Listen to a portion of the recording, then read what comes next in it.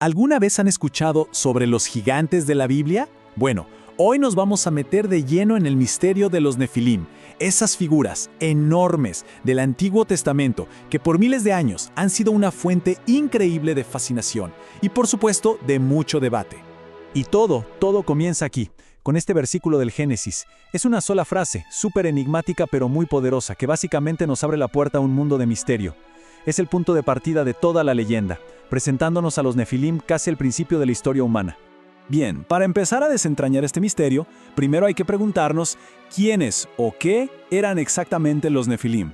Vamos a poner las bases para entender de verdad a estos seres tan legendarios. Entonces, para empezar, ¿qué significa Nefilim? La definición básica, la que todos conocen, es que eran una antigua raza de gigantes. Pero ojo, no eran gigantes así nomás. Eran el resultado de una unión muy, pero muy específica y controversial, la descendencia de los llamados hijos de Dios y las hijas de los hombres. Y es que esa unión es justamente el corazón de todo el misterio. Su origen, que muchos consideran una unión impía, ha generado dos teorías principales sobre quiénes eran realmente sus padres. Y eso es lo que vamos a explorar justo ahora.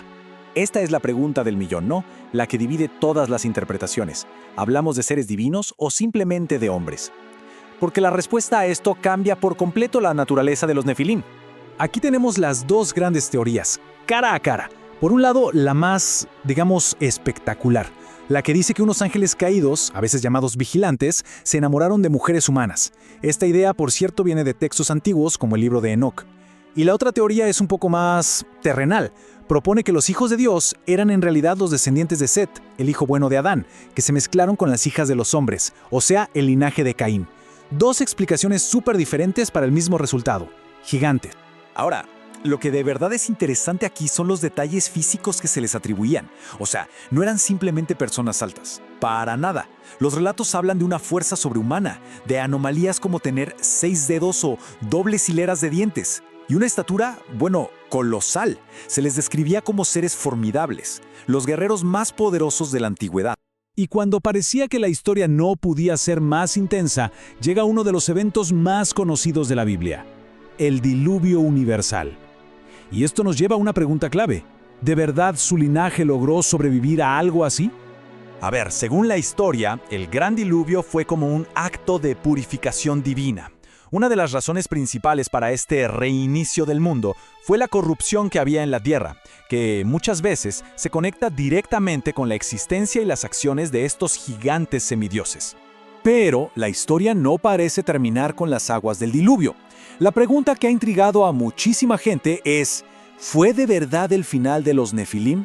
¿O de alguna manera su sangre, su linaje, logró perdurar? Y esta cita del libro de Números es la prueba que lo complica todo. Mucho tiempo después del diluvio, cuando los espías israelitas van a explorar la tierra de Canaán, su reporte es aterrador. Dicen que vieron a los Nefilim allí, específicamente a los descendientes de un tal Anak, y que se sintieron como langostas a su lado. Imagínense esa imagen. O sea que esta evidencia después del diluvio sugiere que su legado no se ahogó con el agua. Al contrario, parece que su influencia se extendió por generaciones, mucho después de que se suponía que ya no existían. A ver, sigamos la pista. Esta línea de tiempo lo ilustra perfecto. Empezamos con los Nefilim originales, antes del diluvio. Luego, la historia sigue con los anaseos en Canaán. Y todo esto culmina con uno de los gigantes más famosos de la historia, Goliat. Sí, el guerrero filisteo que peleó contra David, y que muchos creen que era uno de los últimos vestigios de este antiguo y poderoso linaje. Y la cosa no para en los campos de batalla. Algunas tradiciones van más allá y conectan la mismísima Torre de Babel, ese gran símbolo de la ambición humana, con un líder llamado Nimrod, un personaje descrito como un cazador poderoso y, sí adivinaron, un posible descendiente de los Nefilim. Y todo esto nos lleva a una pregunta inevitable, ¿no? ¿Por qué esta historia de gigantes de hace miles de años nos sigue resonando tanto hoy en día? Vamos a ver por qué este mito parece ser, bueno, inmortal. A ver, el punto es este. El mito de los Nefilim es complejo, tiene muchas capas. Por un lado, sirve como una forma de explicar lo desconocido. También es una historia con moraleja sobre el orgullo, la corrupción. Y es un reflejo de nuestra propia fascinación por la grandeza, el poder y esa delgada línea que separa a los humanos de lo divino. Y así, al final de todo, nos quedamos con esta pregunta en el aire. Con los Nefilim, la frontera entre mitología, lo que es una lección espiritual, y un posible registro histórico se vuelve súper borrosa. Y nos deja pensando, ¿dónde exactamente termina el mito? ¿Y dónde comienza la historia?